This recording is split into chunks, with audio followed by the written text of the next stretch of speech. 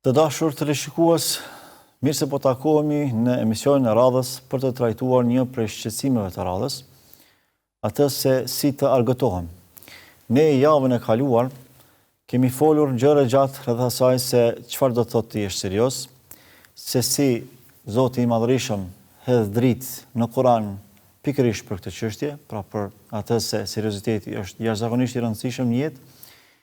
Pastaj edhe përmes jetëshkrimit të Muhamedit Mustafas alayhi salatu wassalam, i cili përpos që ka qenë modeli i seriozitetit në jetë, gjithashtu edhe ka këshilluar për një gjë të tillë, madje edhe ka ndërtuar shoqëri, ka ndërtuar gjenerat që janë bërë model i seriozitetit, edhe në punë, edhe në kërkimin e diturisë, edhe në ruajtjen e vendit, në zhvillimin e tokës, por edhe në përmbushjen e përgjegjësive, fillimisht karshi Zotit, pastaj edhe karshi njerëzimit mbar. Mirë po të jesh serioz nuk do të thotë që të jesh i ngurtë, nuk do të thotë që të mos qeshësh, nuk do të thotë që të mos argëtohesh. Nga se pjesë përbërëse jetës sonë është edhe aspekti i zbavitjes, aspekti i argëtimit, i humorit. Këtë pjesë e kanë përjetuar edhe pejgamberët e Allahut, nga se edhe ata kanë qenë njerëz sikurse ne. Dhe padyshim se edhe ne kemi nevojë për ta përjetuar një gjë të tillë. Kështu që paraqitjet e jashtme që ne i bëjmë për të realizuar, për të jetësuar përgjegjësitë tona dhe rolet tona në shoqëri, nuk e privojnë njeriu dhe nuk e pengojnë që ai të zbavitet, të argëtohet, të bëjë shaka atëherë kur është nevoja, mirë po çdo herë duke i pasur parasysh rregullat, parimet që Zoti ka përcaktuar, nga se edhe aspekti i zbavitjes, i argëtimit dhe i humorit është gjithashtu ibadet, është adhurim karshi Allahut Madhërisëm, prandaj duhet të bëhet sipas asaj që Zoti na mëson dhe sipas asaj që pejgamberi Allahut kërkon.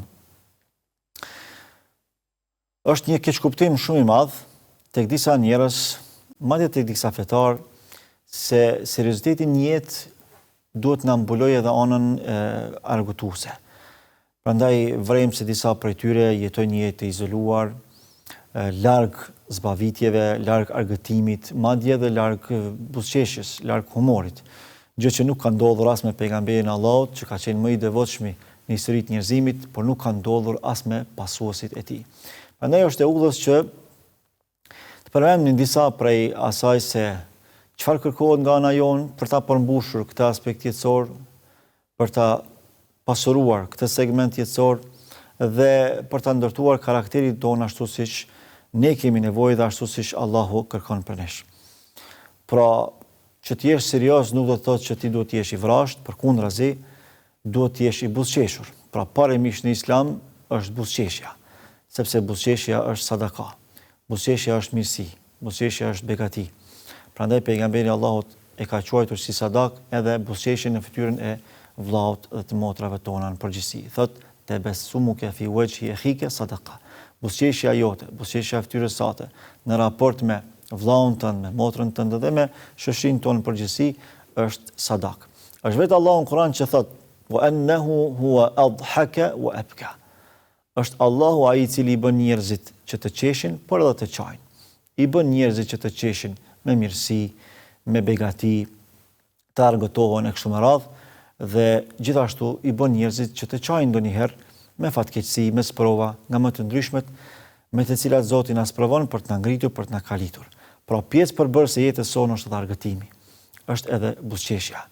Vetë pejgamberi Allahut sallallahu alaihi wasallam ka qenë model në këtë drejtim.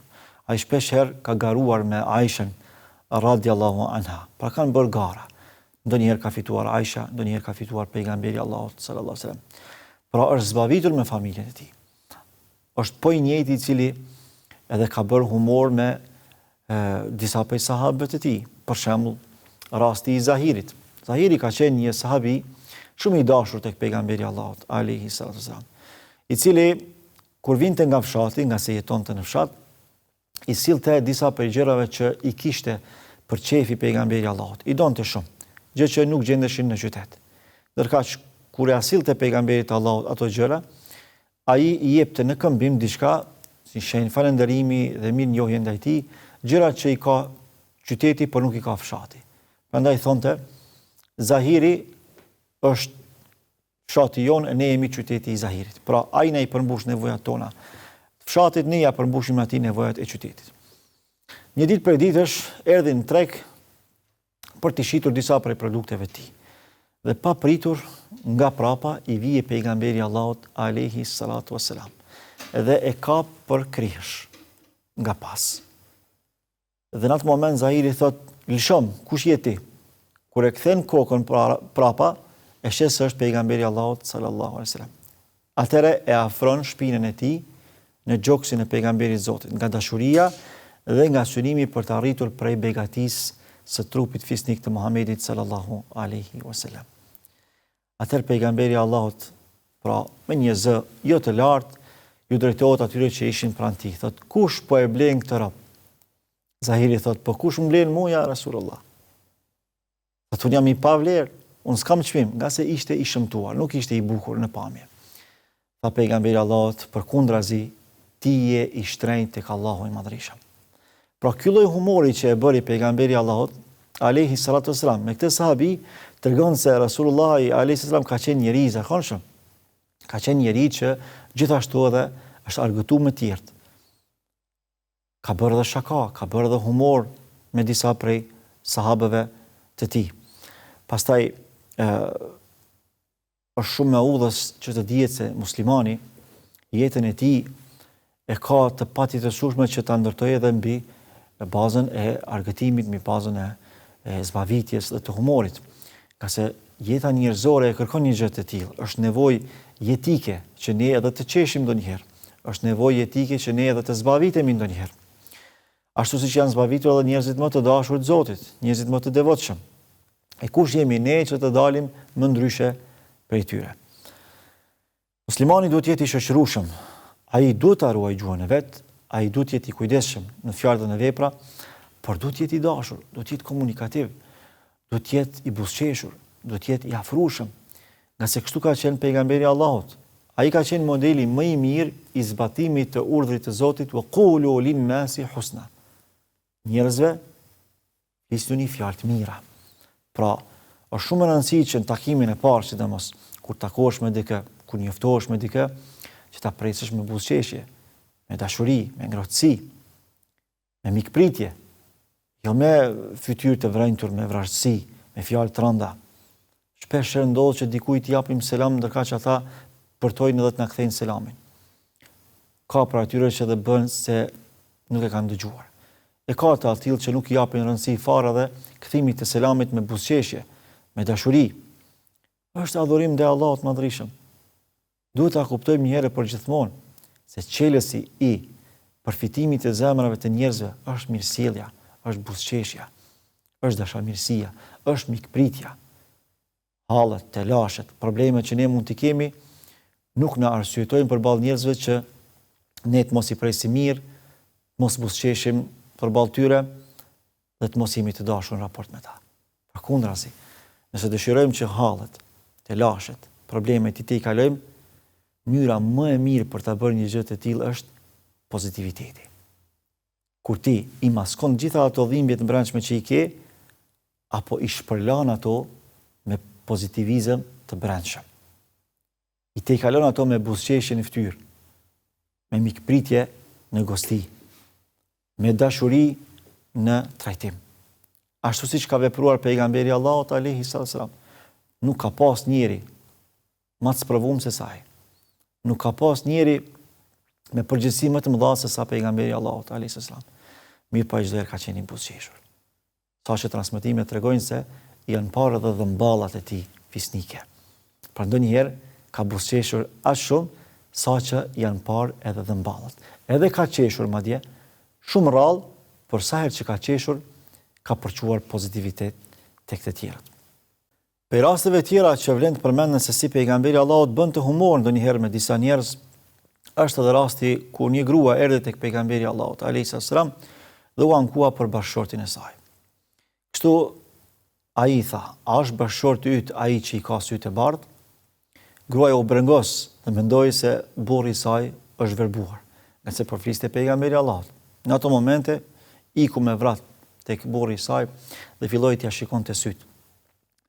Dhe i tha burrit saj, si i ke sytë?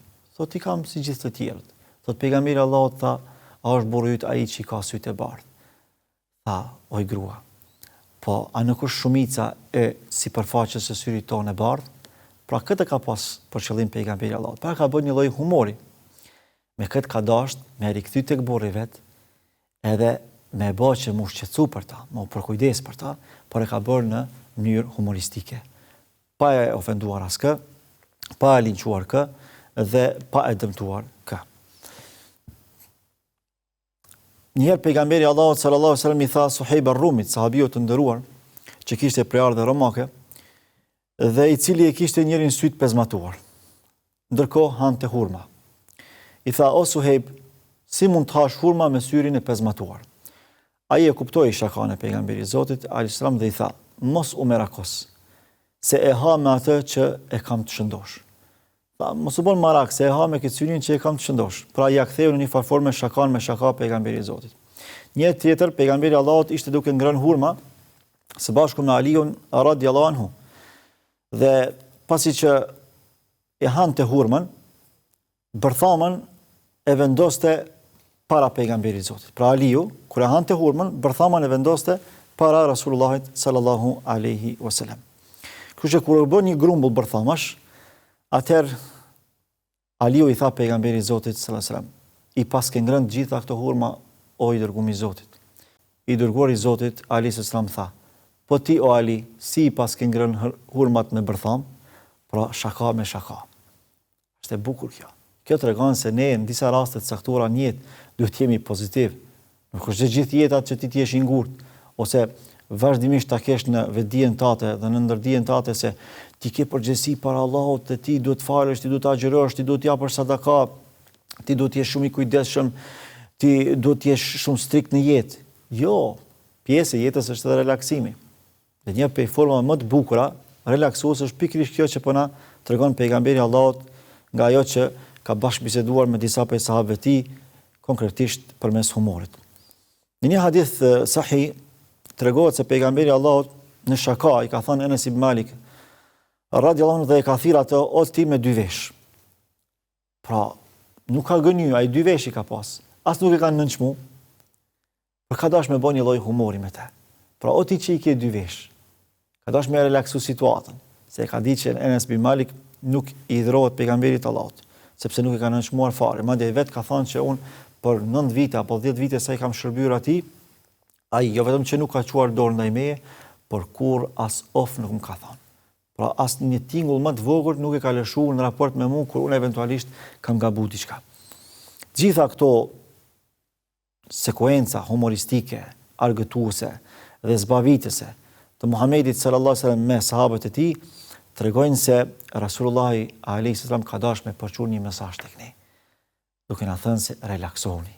Jeta nuk është vetëm përgjegjësi strikte, por përgjegjësisë së jetës është edhe zbavitja, është edhe pozitiviteti, është edhe mbjellja e gëzimit dhe lumturisë tek të tjerët. Madje kur e pyeti dikush prej sahabëve dhe i tha, "Ayyul a'mali ahabbu ila Allahi azza wa jall?"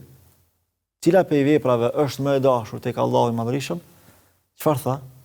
Tha idkhalu sururi ala muslim. Tha të mbjellësh gëzim, të fusësh gëzim tek zemra e një muslimani. Pa të bësh shkak që dikush të qesh, të bësh shkak që dikush të gëzohet, të bësh shkak që dikush të lumturohet. E mos flasim për rastet kur dikush është i pikëlluar, i mërzitur, i sprovuar dhe ti bësh shkak që lotët e pikëllimit t'ia kthesh në lotë gëzimi. Vajin në buzëqeshje. Atë ngurtësinë, atë zymtin që mund ta përjetoj për një moment, t'ia kthesh në dritë, në nur, pikërisht nga ajo që ti e krijon për një atmosferë zbavitëse. Pejgamberi Allahut gjithashtu edhe në raport me fëmijët ishte zbavitës, argëtoi, por edhe bënte humor me ta. Ai ishte i mirë, ishte i butë, ishte i këndshëm me të gjithë. Prandaj Enes bin Malik e kishte një vëlla më të vogël Muhamedi sallallahu alaihi wasallam luante me të dhe thriste me nofkën Ebu Umair. Edhe kur ky fëmijë ishte duke lozur me zokun e tij, një ditë për ditë është ngordhë zoku i tij. Atëherë shkoi lideri i muslimanëve në kulmin e fuqisë së tij për ta ngushëlluar një fëmijë që për dikë mund të ishte i parëndësishëm, por që për pejgamberin Allahut ishte jashtëzakonisht i rëndësishëm, edhe i tha: "Ja Umair, ma fa'ala an-nughir." Tha: "O Umair, çfarë i ndodhi zogut?" Pra e ktheu në moment argëtimi dhe i alargoi dhimbjen që ai po e përjetonte në ato moment, nga se ishte i lidhur shumë me atë zog. Pastaj një ditë pejgamberi Allahut po merrte abdes.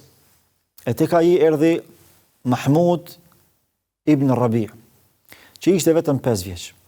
Pejgamberi Allahut e futi pak ujë në gojë dhe për shaka ja derdhi në fytyrën e tij. Në përgjithësi pejgamberi Allahut ishte i gjallë, ishte i gëzueshëm me çdo kënd. Ai gjithmonë përpiqej të bënte të lumtur njerëzit. Ai gjithmonë ishte i harreshëm me njerëzit me qëllim që ata të zbaviteshin dhe të mos mërziteshin. Edhe plesht janë mahnitur me trajtimin që ua bënte pejgamberi Allahut sallallahu alaihi wasallam. Ai çdo herë priste me buzëqeshje, u ndihmonte sa herë që kishte mundësi, madje edhe bëhej shkak i kthimit të situatave të mërzisë në ato të gëzimit dhe të lumturisë. Etika e mirë, edukata e lartë e pejgamberit Allahut ishte çelësi kryesor i pranimit të së vërtetës në shumë raste. Nga se ajo çfarë ne jemi tregon më shumë se sa ajo që ne e themi.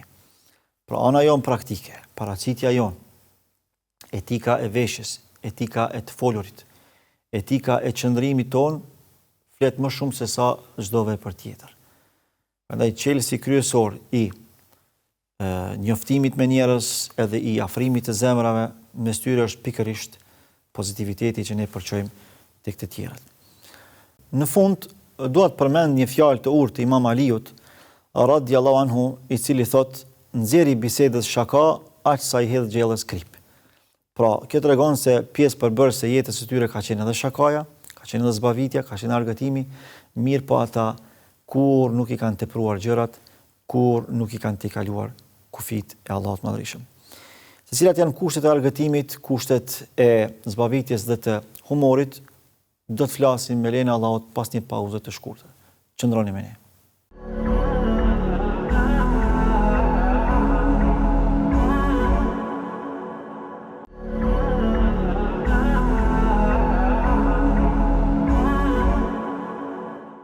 Të dashur vëllezër dhe motra, ja të kemi për të vazhduar me pjesën e dytë të trajtimit të një prej shqetësimeve të rëndësishme në jetën e njeriut, e në veçanti të rinisë sonë, e që është shqetësimi se si të argëtohem. Kemi thënë se pjesë përbërëse e jetës sonë është dhe argëtimi, zbavitja dhe humori. Kemi përmendur shumë prej rasteve që kanë ndodhur në jetën e Muhammed Mustafas alayhi salatu wassalam, si në raport me të rinjët, po ashtu në raport me fëmijët dhe me të moshuarit, i cili vazhdimisht përçonte pozitivitet, i kthente situatat e mërzisë, të plogështisë në atë të fuqisë e të lumturisë, bëhej shkak i tejkalimit të problemeve të shumë njerëzve, bëhej shkak i ngrohjes së shumë zemrave, bëhej shkak i kthimit të lotëve të mërzisë në ato të gëzimit dhe të lumturisë. Mirë po ekzistojnë disa rregulla, nga se edhe gëzimi, edhe zbavitja, edhe argëtimi, edhe humori janë pjesë përbërëse e adhurimeve tona karshi Allahut të Madhërisëm. Nga se relacionet tona ndërnjerëzore janë pjesë përbërëse e adhurimeve karshi Allahut plotfuqishëm. Pra kur ne jetojmë me njerëz, kur ne përzihemi me të tjerët, ne detyrimisht do të krijojmë edhe raporte me ta, e këto raporte do të ndërtohen mbi bazën e parimit të mesazhit të Allahut dhe të praktikës jetëshkrimit të Muhamedit Zotit alayhis salam, i cili ka qenë praktikuesi apo modeli praktik i librit të Allahut Madhërisëm. Kushti kryesor i argëtimit, i zbavitjes dhe i humorit është që ajo të jetë halal, pra që të jetë e lejuar. Nga se jo çdo argëtim është edhe i lejuar. Jo çdo zbavitje është e pranuar dhe jo çdo humor është i lejuar. Pra duhet të jetë halal, konform urdhrave të Zotit të Madhërisëm. Argëtimet, shëtitjet, zbavitjet që bien ndesh me fjalët e Allahut Madhërisëm, dhe bie ndesh me jetëshkrimin e Muhammed Mustafas alayhi salatu wassalam, është i papranuar, është i refuzuar, sepse ka pasoja. Çdo gjë që ka pasoja nuk mund të quhet argëtim.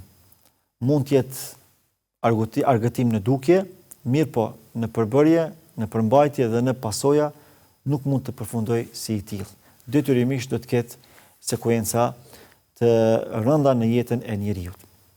Mirë po kur argëtimet tona ndërtohen mbi bazën e parimeve të Zotit dhe mësimeve të Muhamedit alayhi salam, atëherë ato do të zënë vend zemrat tona dhe do të reflektojnë pozitivisht edhe në jetën tona.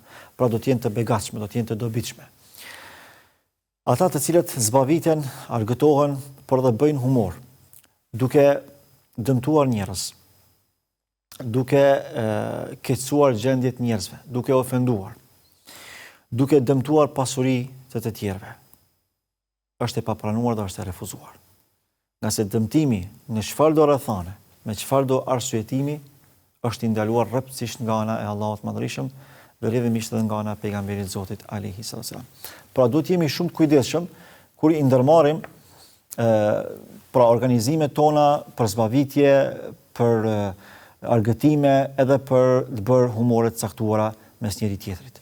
Çdo herë do ta kemi parasysh se është Allahu ai i cili na vëzhgon, është Allahu i cili na sheh dhe na dëgjon. Dhe është po i njëjti tek i cili do t'japim llogari. Prandaj argëtimet tona nuk duhet të jenë të natyrës që përçojnë negativitet tek të tjerët, që para së gjithash e hidhrojnë Allahun e Madhërisëm. Nga sa ato janë vetëm mashtrime. Nuk mund të ketë argëtim, nuk mund të ketë zbavitje në gjërat që e hidhrojnë Zotin e Madhërisëm. Pastaj prej kushteve tjera është edhe ajo se duhet që të mos jetë e tepruar. Çdo argëtim, çdo zbavitje dhe çdo humor, përpos që duhet jetë halal, i lejuar, duhet edhe që të mos jetë i tepruar. E mira, sado që të jetë e mirë, ajo mbetet e limituar. Çdo gjë që teprohet nga limitet e përcaktuara nga ana e Zotit dhe nga ana e pejgamberit Zotit alayhi salatu wasalam, bëhet ngarkesë për dikë, bëhet përngesë për dikë dhe bëhet dëm për dikë. Prandaj feja e Allahut e ndalon një gjë të tillë. Pra çdo teprim është i papranuar. Edhe në argëtim, po edhe në argëtim. Edhe në zbavitje, po edhe në zbavitje. Nga se çdo teprim në diçka lëm mangu në diçka tjetër. Nëse e teprojmë në argëtim, në zbavitje dhe në humor, atëherë do të lëm mangu prej gjërave që kërkojnë seriozitet në jetë. Të zbatimit të urdhrave të Allahut Madhërisëm, të përmbushjes së përgjegjësive tona karshi njerëzve në përgjithësi e karshi familjarëve tonë në veçanti. Prandaj çdo kush që dëshiron të argëtohet, dëshiron që të zbavitet, por dëshiron që të bëj humor, le ta bëj atë, por mos ta teproj. Nga se teprimi e vdes zemrën. E qeshura e tepruar e vdes zemrën e njeriu, e ngurcon ata. Argëtimi i tepruar lë pasoja në jetë, edhe në karakterin e njeriu, sepse bëhet jo serioz në çështje shumë të rëndësishme të jetës, por edhe bëhet çon në shpërdorim, pra bëhet shkak i shpërdorimit të pasurive tona. E para së gjithësh bëhet shkak i humbjes së kohës së lirë, që është një prej mirësive më të mëdha me cilat Zoti na ka begatuar dhe na ka nderuar. Pastaj pe kushteve tjera është edhe ajo se argëtimi, zbavitja dhe humori nuk duhet ta dëmtoj askë prej nesh. Duhet kemi shumë kujdes për mënyrën se si bëjmë humor. Madje ata të cilët bëjnë humor në adresë të dëmtimit të tjerëve janë në rrezik permanent para Zotit Madhërisëm, për arsye se lëndojnë zemra, lotojnë sy, dëmtojnë edhe trupa njerëzish, shkatrojnë edhe familje. Jo rrallëherë ndodh që për një humor të pavëmendshëm janë përqa familje, janë shkatruar mes vete. Ndoshta edhe kanë përfunduar edhe me përfundime fatale.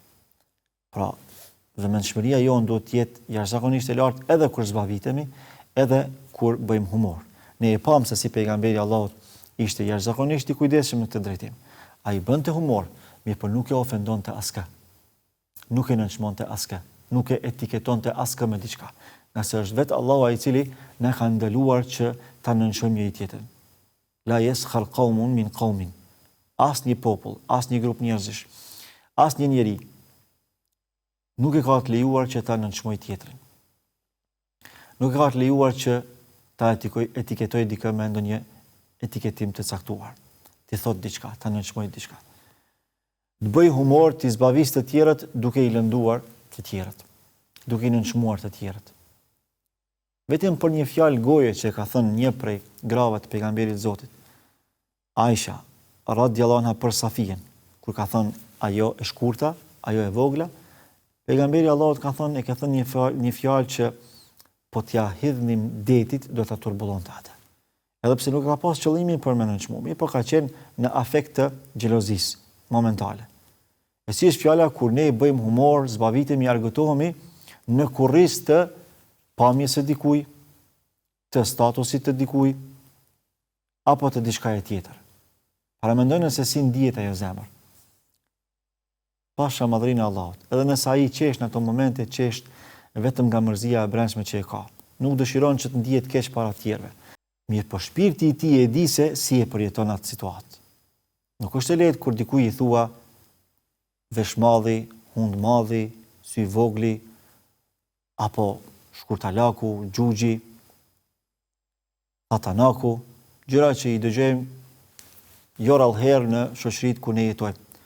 Pra duke menduar se kësaj nuk e nënçmon dikë. Përkundrazi, e nënçmon jashtëzakonisht shumë.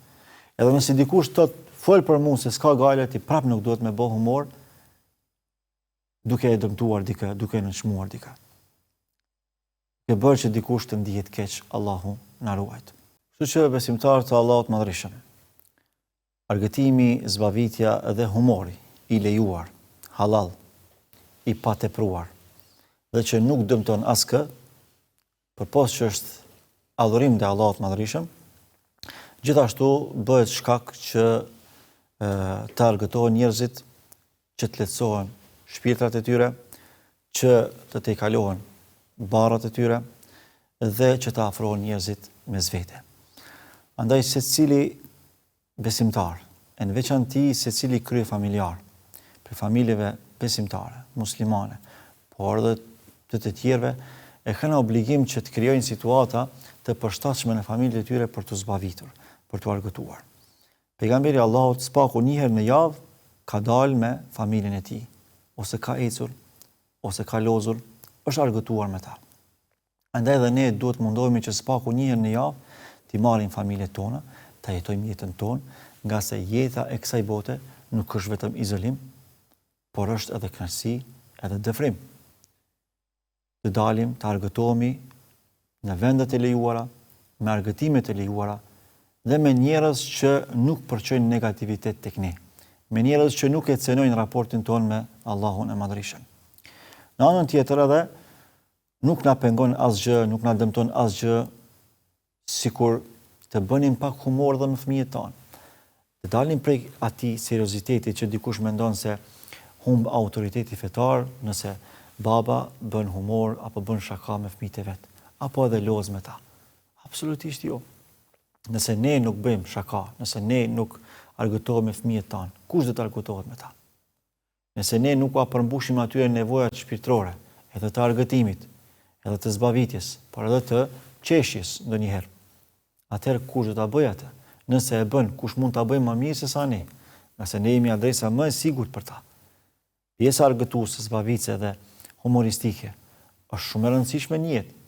Shpeshherë ndodh që nga mungesa e këtij ambienti gazmor në familje, fëmijët tanë kërkojnë në adresa të gabuara.